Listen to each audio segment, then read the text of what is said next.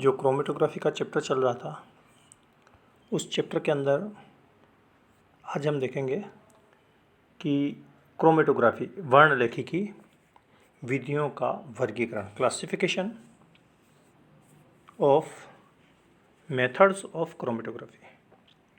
ये किसके ऊपर निर्भर करता है?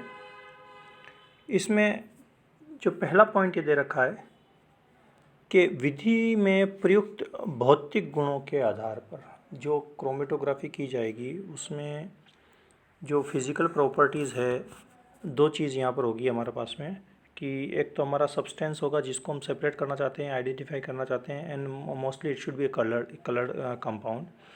और दूसरा जो हमारे पास में होगा विलायक, और तीसरा होगा जिसके ऊपर ये दोनों रन करेंगे, चलेंगे, जो हम आगे इसमें देखेंगे। तो ये पॉइंट, पहला पॉइंट इसके ऊपर है कि विधि में प्रयुक्त भौतिक गुणों के आधार पर, और सेकंड है इसके अंदर प्रावस्था पृथक्करण के आधार पर। प्रावस्था जो अभी जैसे आपको बताया कि प्लेट जो है वह अगर लिक्विड में डिप है और आपने इसके ऊपर जो स्पॉट लगाया वह भी लिक्विड भी हो सकता है, मोस्टली लिक्विड ही होगा तभी स्पॉट लगेगा ये। तो यहाँ पर ये जो प्रावस्थाएं हैं, ठीक है, ये लिक्विड प्रावस्था कहलाएगी। और ये जो पदार्थ चल रहा है वो भी आपका लिक्विड के अंदर सॉलिड, सॉलिड इन लिक्विड, ठीक है। तो ये प्रावस्थाएं हैं जिनको हम यहाँ पर आगे वर्णन करेंगे। तो इसके अंदर जो ये पहला पॉइंट दे रखा है कि भौतिक गुणों के आधार पर इसको मुख्यतः दो भागों में बांटते हैं। पहली है अधिशोषण, एडजॉर्ब, अधिशोषण, जिसको हम थोड़ा सा डिटेल में भी यहाँ पर पढ़ेंगे। अधिशोषण क्या होता है कि कोई भी जो सरफेस है उस सरफेस के ऊपर पोरस होते हैं, छिद्र, स्मॉल स्मॉल छिद्र पोरस कहते हैं, और इस पोरस के ऊपर अंदर जाकर के कोई अणु बैठ जाए अस्थायी बंध से या अस्थायी रूप से, तो यह कहलाता है अधिशोषण। अणु का सतह के ऊपर जो पोरस छिद्र होते हैं छोटे छोटे, उसके अंदर रुक जाना, और यह कहलाता है अधिशोषण। एडजॉर्प्शन, और इसका इसी को, ये अधिशोषण इस तरह से होता है कि इसी पट्टिका को अगर गर्म किया जाए या इसको किसी विलायक में डिप कर दिया जाए तो ये जो अधिशोषित अणु है ये वापस बाहर आ जाते हैं। यह कहलाता है विशोषण या डिजॉर्प्शन। यह है एडजॉर्प्शन और वो कहलाता है डिजॉर्प्शन।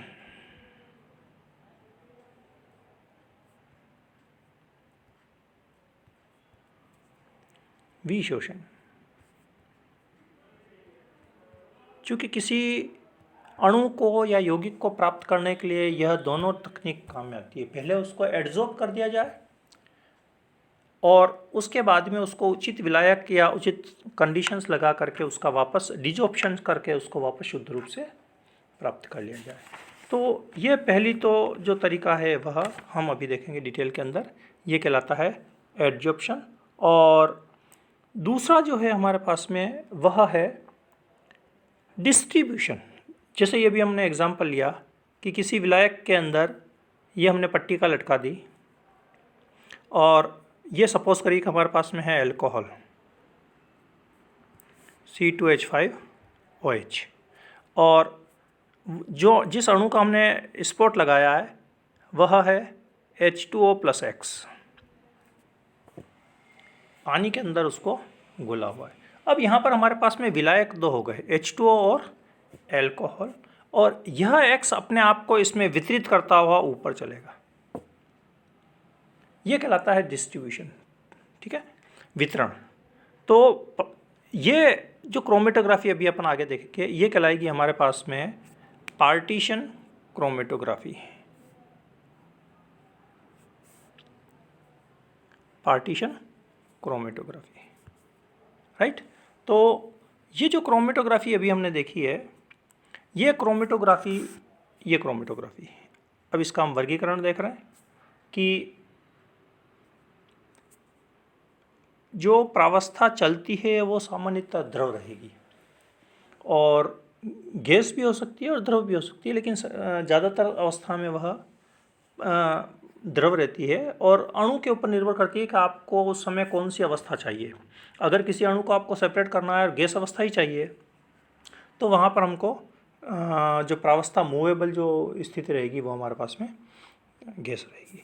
तो ये हमारे पास में वर्गीकरण में गैस प्रावस्था के लिए हो सकती है या द्रव हो सकती है। अगर गैस है तो वह जो तीन प्रावस्था है, ठोस, द्रव, सॉलिड, लिक्विड एंड गैस, तो अगर हम गैस ले रहे हैं तो गैस लिक्विड के साथ भी हो सकती है और गैस सॉलिड के साथ भी हो सकती है। गैस द्रव और गैस ठोस।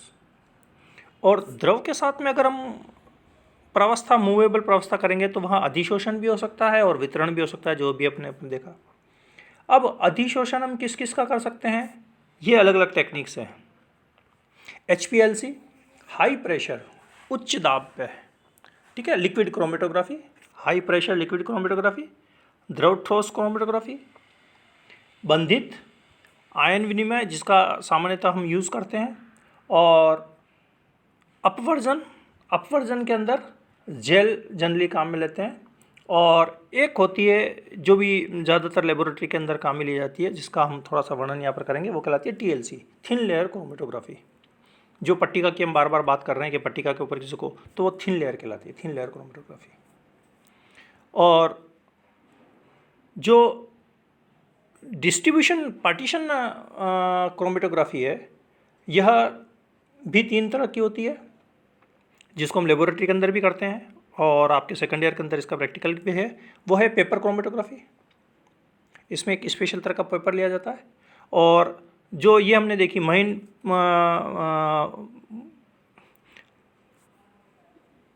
क्रोमेटोग्राफी, वो यहाँ पर भी काम करती है, TLC, थिन लेयर क्रोमेटोग्राफी। और तीसरी तरह की है जो है हमारे पास में रहेगी द्रव क्रोमेटोग्राफी।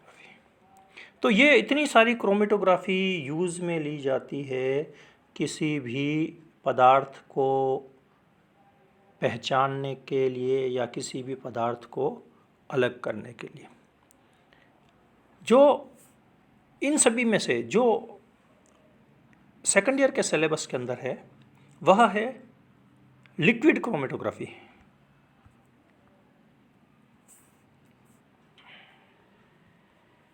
लिक्विड क्रोमेटोग्राफी, द्रव क्रोमेटोग्राफी, जिसका हम एक एक करके पूरा वर्णन आगे की क्लास में करेंगे। Thank you.